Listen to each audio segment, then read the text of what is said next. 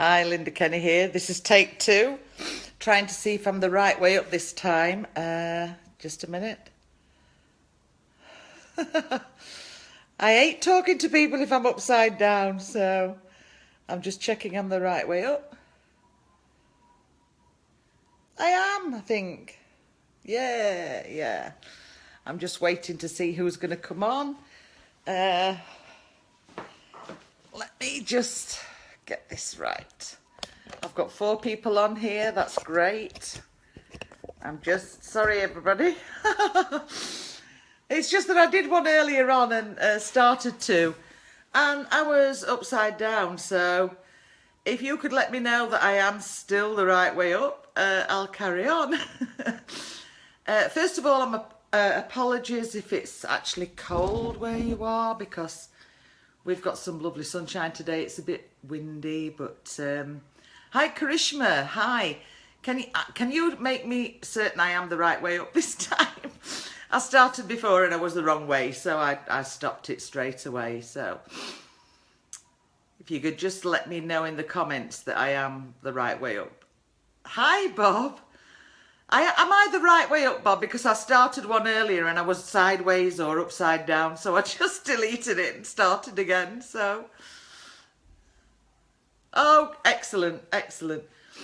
Well, I wanted to chat to you today about a guide that I've just written about mastering confidence and taking some control in your life. And you can actually, thanks Karishma, you can actually grab that guide from me at lindakonline.com/confidence-guide.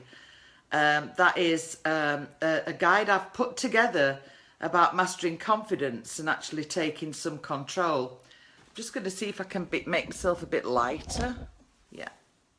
I seem to have a shadow on the bottom, but anyway, I keep moving about. Anyway, I wanted to start with a quote that I've done in that guide that actually talks about, to get on the road to personal empowerment, a person has to begin by reflecting on their own values, the skills and the goals to be prepared to change in order to achieve the things they want. Now, some people might think, well, what's confidence got to do with being an entrepreneur? Well, it has everything to do with it, because quite often entrepreneurs, especially home business entrepreneurs, are actually working at home every single day. And if you have the tough times and you're struggling with anything, your confidence can actually fly out the window. And to have inner confidence is really, really important, because if you feel strength and strong within yourself, then actually that will help you in terms of operating your home business. And in the guide that I've produced, I've actually listed 10 areas that we need to work on. And hi Marilyn, thanks for joining me. And the 10 things include these following headings, which are all about self-awareness and being self-aware, about actually what values you hold, and respecting that other people have values that are actually different to yours. Skills is the next one, and how input. Hi Ron and Joy, thank you. Skills is the next one, in terms of how you actually invest your time into education and learning as many skills as you possibly can. The 4th thing is about information and where you actually get your information from. Now, if you know yourself, if you go onto Google, Facebook, anything, then there's hundreds and tons of information that you can grab hold of. What you need to do is to suss out which is the right information and follow the people that you want. I've gone dark. I'm going to move me again. See if I can be a bit lighter. I seem to be going a bit dark. Let me see. No. I'm moving about a bit, folks, because the sun keeps moving about and I keep moving about with it. So the 5th thing obviously is goals. Hi Jeanette, good afternoon. The 5th thing is goals, because we all have to have goals to actually achieve what we want. And that's not about just long-term goals. As we were taught by Ray the other night in our webinar, It's about doing short-term goals as well, so that you get through the next 30 days, for instance.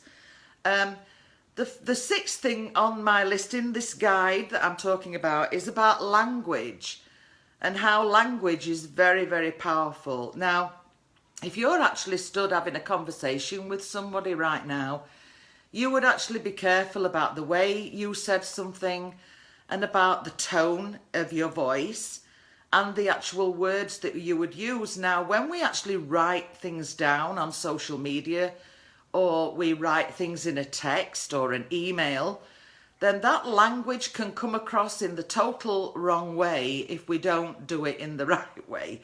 It's easy to offend people by writing it wrong, and the tone of that comes across wrong. So it's important to understand the language we use, and I would beg you right now to stop using jargon.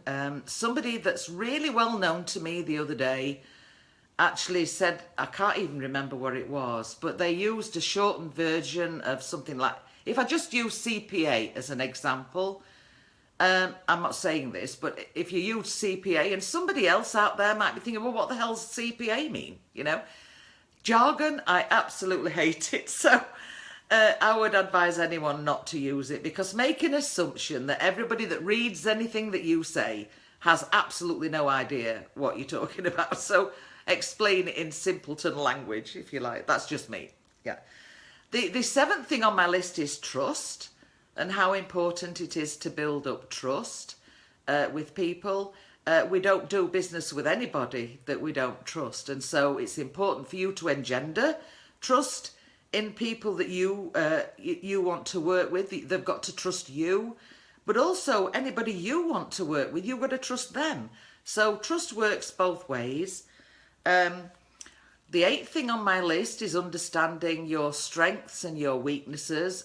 If you actually recognise what they are and admit that you've got them, good or bad, good, positive or negative, if you're aware of them, you can actually work on them. You can work on your strengths and you can work on your weaknesses as well.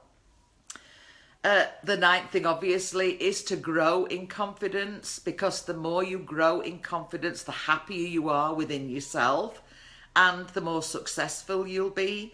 People who are successful have confidence, and so if you have got no confidence, then you are going to struggle.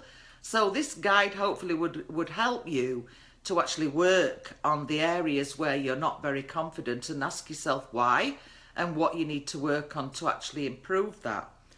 And obviously the 10th and final thing on my list is about personal development, and this is all encompassing in everything that I've just been talking about. Hi Claudine. Because if you work on your personal development, and I find this industry absolutely fantastic for personal development. Believe me, I know, because I've been a social worker for years, and obviously we have to understand personal development, be developed ourselves in order to work with a lot of people. But the training that I've seen in this industry is the best I've ever seen on personal development. So if you seek, you know, a way to actually improve yours, then grab it, because it's so important. And it actually works towards your inner confidence, your inner strength, to enable you to actually help other people as well as help yourself. So thank you for watching, everybody. If you want to grab my guide, it's at lyndakonline.com/confidence-guide. What I'll do, I'll put it in the comments below this video so you can actually grab it. It's totally free. I am thinking of actually expanding on it into something else, because what I've done is highlight the areas that you need to work on to actually master confidence. And so I begin that guide by saying, well, home business entrepreneurs might think, what use is this? How will this help grow my business?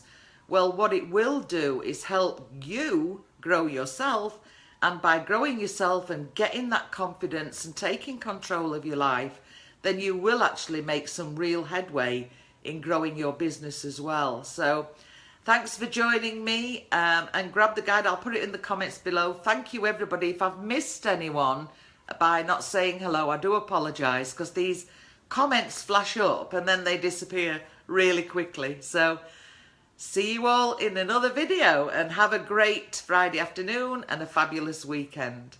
Bye for now.